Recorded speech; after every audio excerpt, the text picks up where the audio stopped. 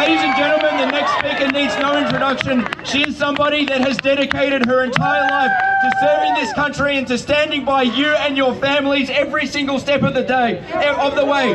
She's sacrificed, she's been to jail, she's paid a huge, huge cost for what she does. This is a woman who needs no introduction, Australia's daughter. Make her feel welcome, Senator Pauline Hanson.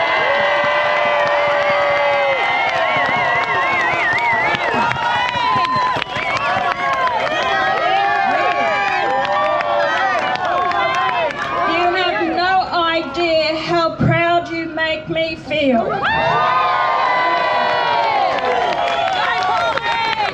To see the Australian flags are flying with pride. To see the people out there of different cultural backgrounds, I can see just by looking at you. But at the end of the day, we are all Australians together.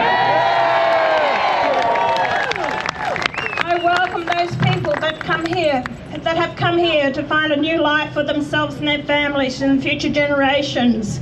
They've worked hard to be part of this great nation, and it breaks my heart to see the division that is happening, the division especially that is happening in this state, and it should not be happening.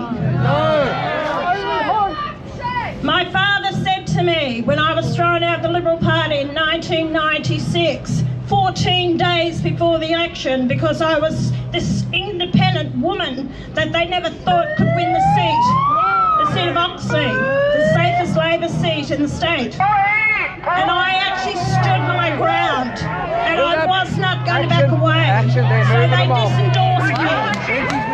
So what happened then was, they disendorsed me. Well, I went on to win that seat with the biggest swing in the nation because I called.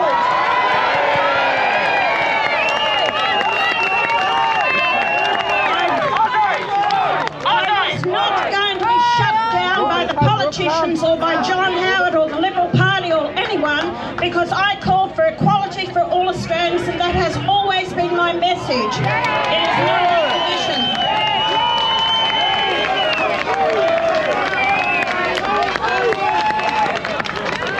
I went to see my father and he said to me, "Why did you open your mouth?" He said, "You will never ever change anything." And I said, "Dad, it's because of people like you and your attitude. That's why nothing will ever change." I said, "I don't know if I ever will, but I won't know unless I have a go."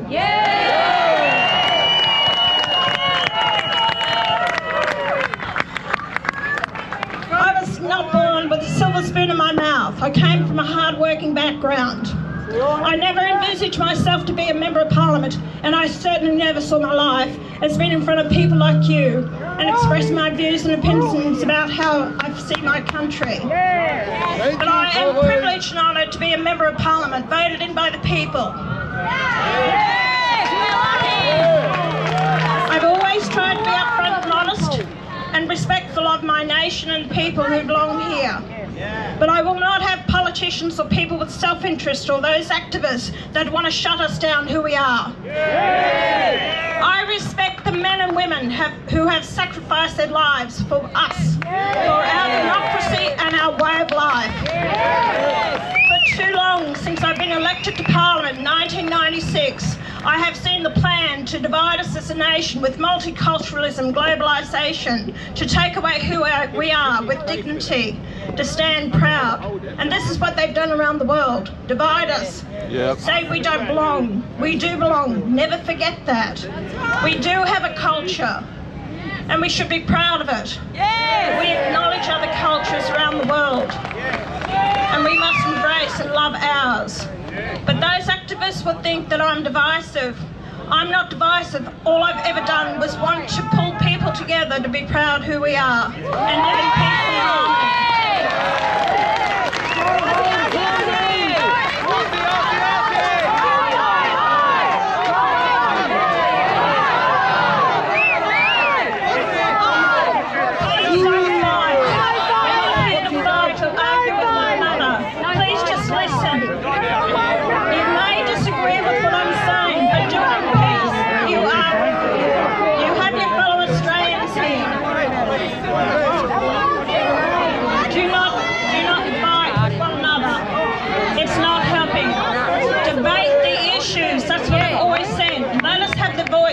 the issues do not shut us down from having an opinion.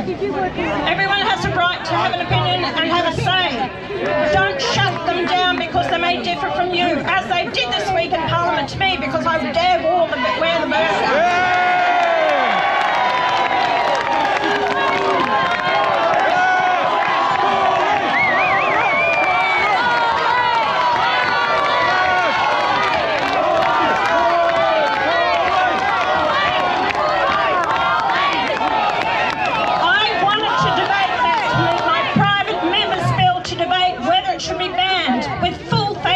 In this country. They denied me the right to even debate it on the floor of Parliament. And I thought, well, if you won't let us debate to ban it, then I'll wear it. So I went straight up.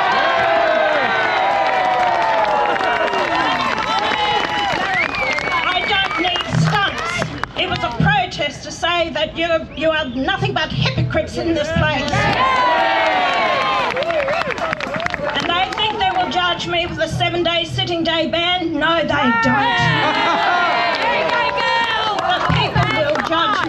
And they will judge me at the next election when I stand. They keep saying, how much longer are you going to be in Parliament? Well, you know what? I'm going to be there at least another 12 or 18 years. Maybe people want to get rid of me. No way in the wide world. As long as the people want me, I will be there. As long as I have the passion and dedication to work hard for this nation. The biggest issue that is facing this nation at the moment is immigration. Under this government, we brought in over 1.5 million people into the country. That's why your housing has increased. That's why your health services are slackened. That's why you have the problems of getting jobs and the problems that we have in Australia. All of it comes from high immigration, which I always said. Governments are increasing immigration because they are spending too much money, wasting the taxpayers' dollars, that they have to bring in migrants to actually pay more taxes and get into the system. This is nothing but a Ponzi scheme, which we're going to have more and more problems going down the track. Reduce the immigration till we clean up our own backyard. I am not doing my job as a Member of Parliament if I see people living in tents, under bridges, in parks, couch surfing, and families living in tents with their cars as well. That is not the country that I want. That is not my job to see more migrants come in when I see my fellow Australians living in these conditions. Yesterday, I stopped on a road outside of Townsville and I said, James, I want some mangoes. I love mangoes. I grow my own, but they're not ready yet. So I saw this farm, plenty of mangoes, so I pulled up, and this woman apparently living hard times in a caravan on this farm. And I said, I've come to have some mangoes. She said, help yourself. I said, I'm happy to pay for them. She said, just pick whatever you want. In a conversation I had with this woman, she told me that she had health issues, that she had cancer before and has found another lump in her breast. She said, Pauline, but I can't get in to get a mammogram or an x-ray till September next year. She said, because I don't have the money. I don't have the $420 to pay it. I gave her the money out of my own purse to have that operation. This is not about, please do not think that it's because I'm giving her the money. I just saw a fellow Australian who's in pain and can't get the help and assistance that she needs. It's our system that's letting us down. And that's what we have to change. That woman may have a chance now to get her health looked after, to give her a long life with her grandchildren. As she said to me, I'm not ready to leave my grandchildren. But it breaks my heart to see this happening. I hear it all the time from people. I try to do what I can as a Member of Parliament to help people who are living in poverty and can't afford decent health care. Thank you. Like I said, we can change it. At the next election, I swear to you, I will be sending candidates in Victoria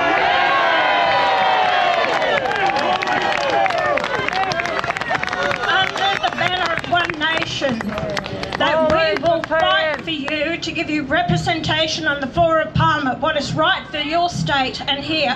I'm not from Victoria, and to tell you the truth, I don't want to move to Victoria. So I'll be honest with you, I'll stick to Queensland, thank you very much. We've got our issues starting up there, but I tell you what, you can keep with the Labor Party what they've done to this state. And I don't think the Liberals have been much better either. They have not fought. I see it all the time. You're escalating crime, the machetes, the police are the work that they're trying to do, keep the streets safe. Then you have the farming sector, then you have the transmission lines and destroying everything here in this state that was once so precious, a prosperous state. Now you're going under by the heavy weight of the debt that is owed, and your hospitals and the ramping, the police and the fire services, the list goes on and on and on. It will not just change overnight. It will have to take a lot of work. You'll have to pull back on government spending. The economy has to be better managed. But we can do it. All I ask is you, get behind One Nation. And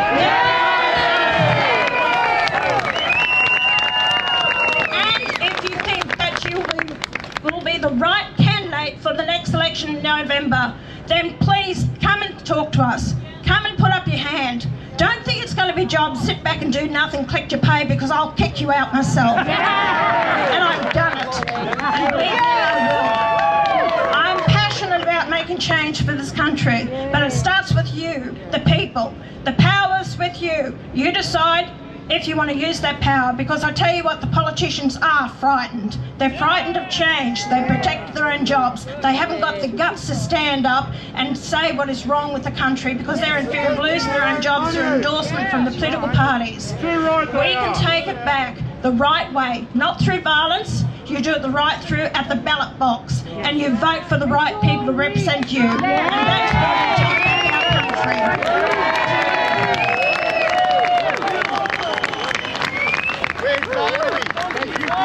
To each and every one of you, please pass the message. Talk to the younger generations. They've been brainwashed in the educational system to this way of thinking. I am not anti-migrant. I am not against anyone who wants to come here and give this country their undivided loyalty. As I said at many migration or citizenship ceremonies I went to go in 1998, and I used to say to them, I welcome you to this country as long as you give this country your undivided loyalty. If you don't, I'll be the first one to take you to the airport and put you on a plane away.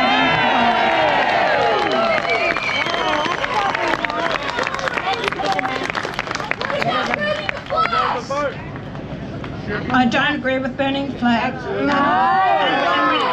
And that is a big issue.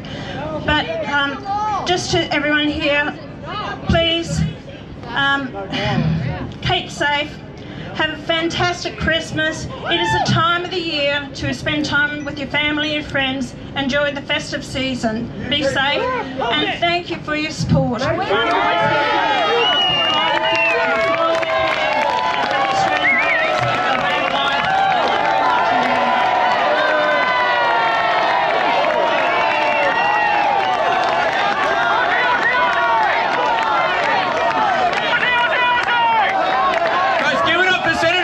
Hanson, come on!